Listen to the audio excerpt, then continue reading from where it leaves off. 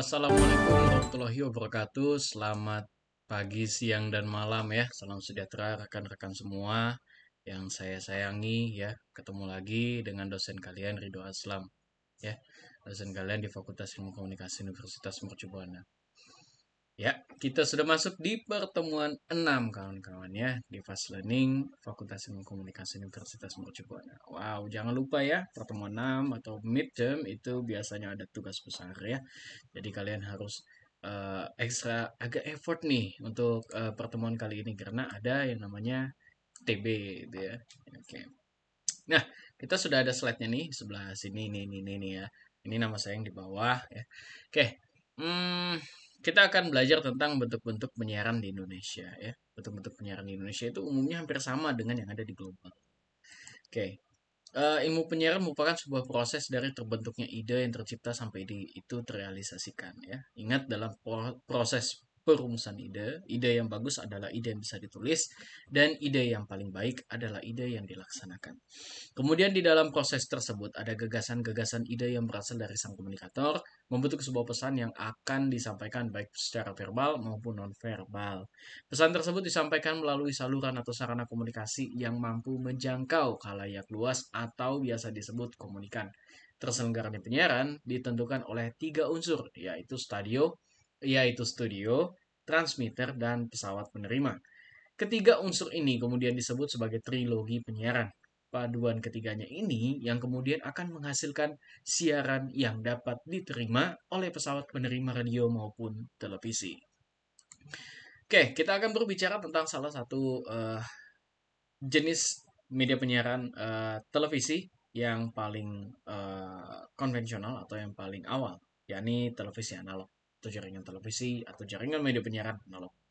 Ingat, televisi analog itu berbeda dengan istilah dengan yang disebut sebagai media konvensional. Media konvensional, TV analog juga masuk dalam sistem media konvensional. Tapi tidak semua produk-produk yang ada di media konvensional itu masuk di TV analog, gitu ya. Gitu.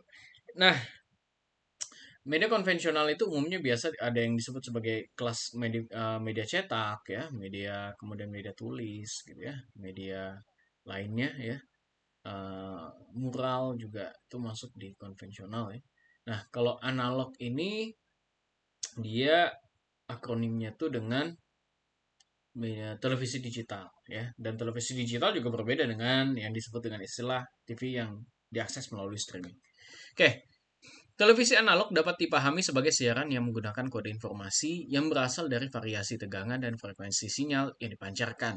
Sinyal yang dikirimkan dikenal dengan sinyal analog karena masih menggunakan frekuensi sinyal yang disiarkan dari pemancar untuk ditangkap oleh antena atau perangkat penerima yang terhubung pada perangkat televisi. Sistem yang digunakan adalah sistem PAL, NTSC, dan SECAM. Sekam ya, secam ya, bukan sekam ya. Nanti sekam itu bulir padi tuh ya, yang nggak dipakai ya. Atau kulit padi itu sekam tuh. Tapi ini namanya secam. Sejarah televisi analog ini diawali dengan adanya penemuan dari George Carey pada tahun 1876. Ia menciptakan selenium kamera yang digambarkan dapat membuat orang mampu melihat gelombang listrik. Inilah yang dinamakan sinar katoda atau gelombang sinar dalam tabung hampa. Yap. Jadi dengan menggunakan tabung hampa tersebut, Carey membuat yang namanya teknologi pesawat penerima, yakni televisi analog. Ya, nah untuk jenis sistem penyiaran analog sendiri ada 3 yang umumnya digunakan oleh dunia, ada PAL, NTSC, dan SECAM. Indonesia menggunakan sistem PAL ya. Apakah yang mana bagus? Ya semua tergantung dari jenis turunan teknologi negara yang memproduksinya. Jadi kalau misalnya Indonesia banyak impor dari medium Asia, ya kemungkinan teknologi yang diadopsi adalah teknologi yang banyak digunakan oleh negara Asia, ya seperti sistem penyiaran PAL. Ya, kalian juga bisa searching negara yang menggunakan sistem penyiaran analog NTSC, siapa-siapa saja, dan SECAM itu siapa-siapa saja, dan apa saja masing-masing keunggulan serta kekurangannya. Oke, kita masuk ke ranah televisi digital. Jenis penyiaran yang menggunakan metode digital ini disebut sebagai televisi digital atau biasa disebut sebagai digital television atau DTV.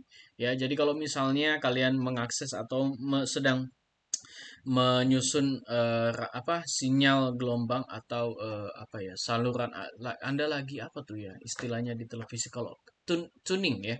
Kamu lagi tuning televisi kamu supaya mendapatkan jaringan yang terbaru, itu kamu pilih mau ATV atau DTV. ATV artinya analog television, DTV artinya digital television.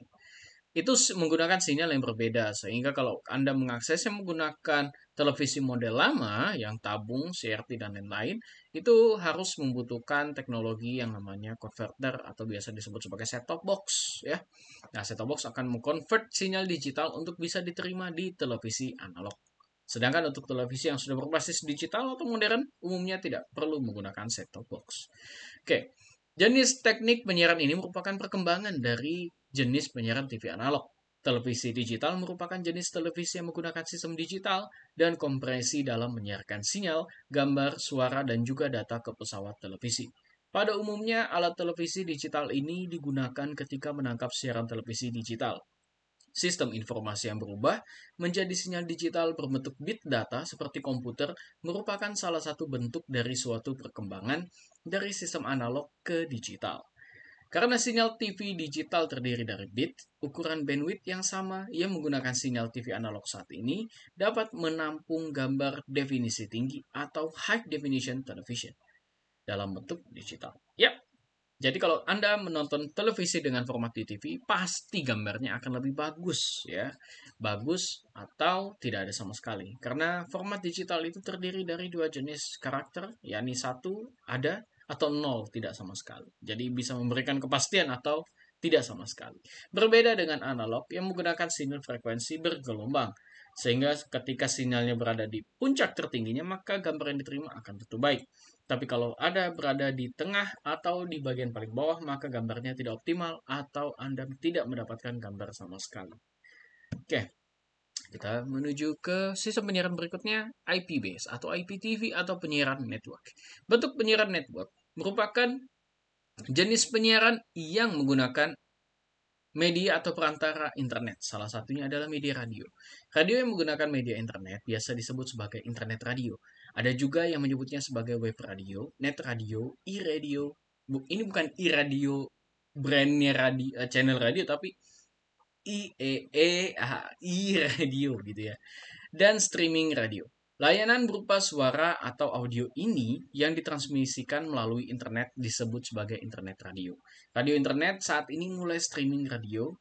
Isi siarannya terdapat musik streaming yang biasanya disebut sebagai webcasting.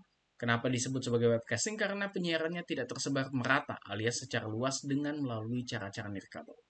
Pada umumnya, internet radio ini akan menyajikan siaran kepada pendengar dengan aliran audio yang continuity selalu menggunakan media streaming. Ya, sudah mulai banyak ya sistem penyiaran radio streaming yang mulai berkembang sejak era televisi digital. Ya, jadi mulai dari situlah mungkin sudah mulai terbentuk jenis-jenis seperti media podcast ya. Sebenarnya podcast itu kan terdiri dari siaran radio ya, siaran yang hanya terdiri dari audio saja. Namun belakangan malah terbalik menjadi siaran audio visual dalam bentuk talk show ya. Oke, sekarang masuk ke sistem penyiaran komersial. Oke, penyiaran komersial ini mungkin klasifikasinya berdasarkan jenisnya, bukan berdasarkan jenis teknologi yang seperti analog TV, digital TV, dan IP base. Nah, penyiaran komersial ini ya berdasarkan jenis bisnisnya ya, berdasarkan klasifikasi bisnis media penyiaran tersebut. Nah, yang pertama adalah penyiaran komersial. Penyiaran yang bersifat komersial ini hanya mengandalkan kehidupan dan pendapatan dari pemasukan iklan. Dan penyiaran yang bersifat komersial ini pada umumnya merupakan penyiaran dari pihak swasta bukan pemerintah. Walaupun lembaga penyiaran ini merupakan penyiaran swasta dan bukan pemerintahan atau negeri, penyiaran ini masih dalam ikatan perundang-undangan tentang penyiaran. Hal ini dikarenakan penyiaran merupakan konsumsi publik alias akan didengar oleh orang secara global dari semua kalangan. Sehingga penyiaran komersial ini masih memiliki batasan-batasan tertentu sesuai dengan kebijakan penyiaran yang berlaku. Ya, eh, seiring berkembangannya penyiaran komersial, eh, teknologinya juga semakin berkembang, otomatis mulai menciptakan industri-industri yang berkembang pula. Jadi banyak yang mengatakan bahwa penyiaran komersial nantinya akan mati, tapi ternyata masih ada hingga saat ini, bahkan terus berkembang. Ya, karena media penyiaran komersial ini sudah memiliki base pengalaman SDM, juga sumber daya teknologi yang cukup tinggi di bidang entertain, kemudian how to influence people, kemudian bagaimana media bisa mengedukasi masyarakat secara masif, ya, media sebagai medium informatif gitu ya. Nah, sehingga penyiaran komersial ini masih tetap eksis hingga saat ini, meskipun sudah mulai banyak eh, kita sudah masuk ke era di mana ada istilah prosumen, konsumen juga bisa bertindak sebagai produsen. Artinya saya juga bisa menjadi seorang penyiar menggunakan media internet yang saat ini saya gunakan seperti saat ini. Kemudian penyiaran komunitas. Penyiaran komunitas ini pada umumnya di bawah satu lembaga pemerintahan. Itu sebabnya banyak yang menyebutnya sebagai lembaga penyiaran komunitas. Jika didefinisikan bahwa lembaga penyiaran komunitas merupakan suatu lembaga penyiaran yang mampu memberikan pengakuan secara signifikan dan akurat terhadap peran supervisi dan evaluasi kepada anggota komunitasnya. Nah, itulah yang membedakan penyiaran komunitas dengan penyiaran komersil, ya. Nah, pengakuan tersebut diberikan melalui sebuah lembaga supervise yang memang didirikan khusus dengan tujuan yang spesial. Itulah penyiaran komunitas secara umum garis besarnya. Pada intinya, penyiaran komunitas itu merupakan jenis penyiaran yang berdiri di bawah naungan komunitas atau lembaga-lembaga walaupun bukan non-pemerintahan. Ya, contohnya ada seperti lembaga penyiaran kampus, ya. Radio Mercu Buana itu juga dikelola oleh komunitas radio mahasiswa Mercu Buana. Ada juga dulu TV, Mercu Buana TV, ya. Itu juga dikelola oleh komunitas atau organisasi yang berafiliasi antara kelompok dosen dan kelompok mahasiswa yang membuat konten-konten siaran secara terbatas.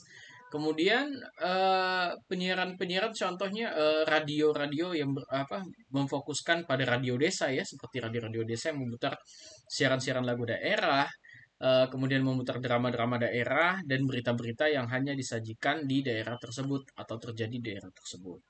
Nah, itu. Untuk penyiaran komunitas sendiri, sumber anggarannya itu hanya dari komunitasnya, ya, patungan atau sumber lain, ya. Jadi boleh mereka agak sedikit komersil, tapi komersilnya juga dari kegiatan-kegiatan lembaga induknya, ya. Contohnya misalnya Radio Mercu Buana mengadakan event. Nah, eventnya itu disponsori oleh beberapa industri atau sponsorship lah, ya. Nah, di situ dia memberikan bantuan program dana untuk eh, program kegiatannya. Oke, berikutnya kita ke penyiaran nasional. Sesuai dengan Undang-Undang Nomor 32 Tahun 2002 tentang penyiaran, pasal 20 menjelaskan lembaga penyiaran swasta atau jasa penyiaran radio dan jasa penyiaran televisi masing-masing hanya dapat menyelenggarakan satu siaran dengan satu saluran siaran pada satu cakupan wilayah siaran. Mencermati penjelasan pasal tersebut, maka hanya lembaga penyiaran publik yang didirikan oleh pemerintah dapat bersiaran secara cakupan nasional. Sedangkan lembaga penyiaran swasta dilarang untuk menghindari terjadinya monopoli. Penyiaran nasional sebenarnya hampir serupa dengan penyiaran komunitas. Hanya saja komunitas di bawah naungan lembaga, sedangkan penyiaran nasional di bawah naungan pemerintah. Ya, penyiaran nasional ini sebenarnya agak sedikit ambigu. Karena ada beberapa media penyiaran yang saat ini mungkin sudah bisa siaran secara umum dan ditangkap secara nasional. Nah, padahal undang-undangnya sudah menjelaskan bahwa untuk bisa siaran secara umum di Indonesia, maka diperlukan yang namanya sistem berjaringan, di mana dalam kurun waktu 24 jam siaran lokal harus bersiaran selama 10%. Jadi 24 jam itu total mungkin 2,5 jam, ya, atau 2 jam 30 menit, 2 jam 20 menit, ya.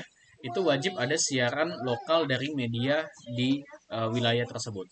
Contoh, Ambil contoh mungkin Metro TV ya. Metro TV itu kan siarannya sebenarnya berjaringan ya. Jadi kalau kalian menganggap Metro TV adalah siaran televisi nasional itu agak sedikit keliru karena Metro TV itu bersiarannya secara berjaringan. Tunggu ya sebentar, saya ada anak saya sedang ajak main. Oke, kita kembali ya. eh Ya, penjelasannya tentang penyiaran nasional ya. Jadi tentang Metro TV. Jadi Metro TV itu selama 21 jam 30 menit itu menyiarkan siaran yang ada di Jakarta. Dan 2,5 jamnya itu menyiarkan siaran yang Metro TV Makassar.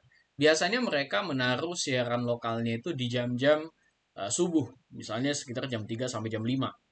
Ya, saya kalau misalnya sedang di Makassar, saya sedang nonton di jam tersebut, saya habis sholat subuh, oh ada siaran ceramah tulisannya Metro TV Makassar. Berarti TV Metronya Makassarnya lagi jalan gitu, lagi running. Dan mereka sedang melaksanakan yang namanya undang-undang.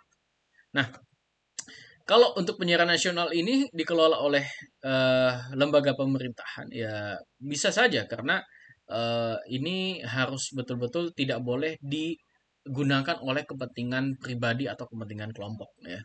Karena eh, bahaya sekali ya kalau ada lembaga penyiaran yang diatur dan bisa siaran secara masif dari ujung Aceh sampai ke Papua, sedangkan masyarakat Indonesia itu sangat heterogen gitu ya, jadi nggak bisa disamaratakan gitu ya. Jadi takutnya kamu menayangkan siaran full dengan bahasa Jawa nanti bisa memunculkan ketersinggungan atau membawa hegemoni suku tertentu ya, khususnya suku yang tadi yang saya jelaskan, mungkin suku Jawa nonton sinetronnya bahasanya suku Jawa, kemudian akhirnya orang Papua juga bisa bahasa Jawa akhirnya. Oh, bukan itu bagus Pak ya, takutnya nanti bahasa asli dari wilayah tersebut nantinya akan hilang karena terpengaruh oleh modernisasi dan menganggap bahwa bahasa yang digunakan televisi atau media adalah bahasa yang populer ya. Itu juga banyak sekali teori menjelaskan bahwa bahasa-bahasa yang digunakan oleh televisi umumnya diikuti oleh anak-anak yang menontonnya.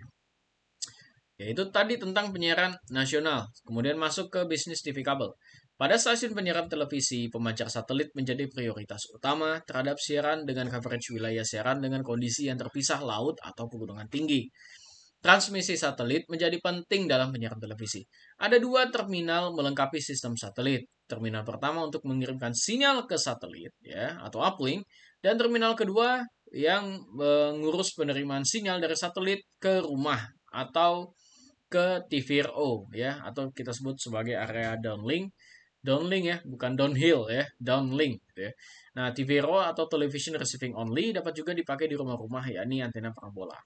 Materi siaran dari MCR melalui uplink dikirimkan ke satelit, kemudian sinyal diterima di satelit dan dikirimkan kembali atau downlink ke relay televisi tersebut. Jadi nanti menara-menara televisi akan menyampaikan sinyal yang diterima dari satelit ke rumah-rumah, ke antena atau ke televisi yang ada di rumah. Kemudian bisnis TV internet. Bentuk penyiaran TV internet adalah konsep web yang membuat berbagai macam layanan internet baru bermunculan. Salah satunya dengan bisnis penyiaran televisi berbasis internet.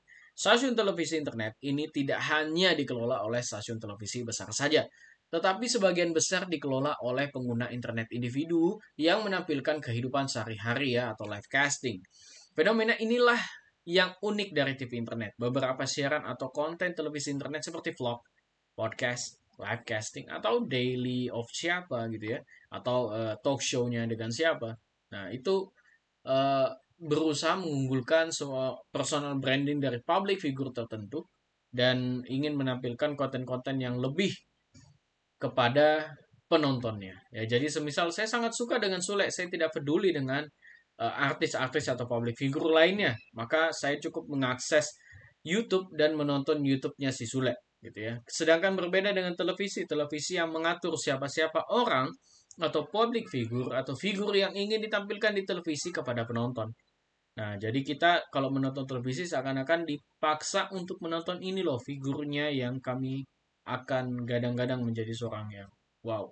Sedangkan di internet tidak, karena dia bersifat dua arah, sedangkan televisi baik itu analog ataupun digital sifatnya masih belum interaktif atau belum dua arah atau satu arah.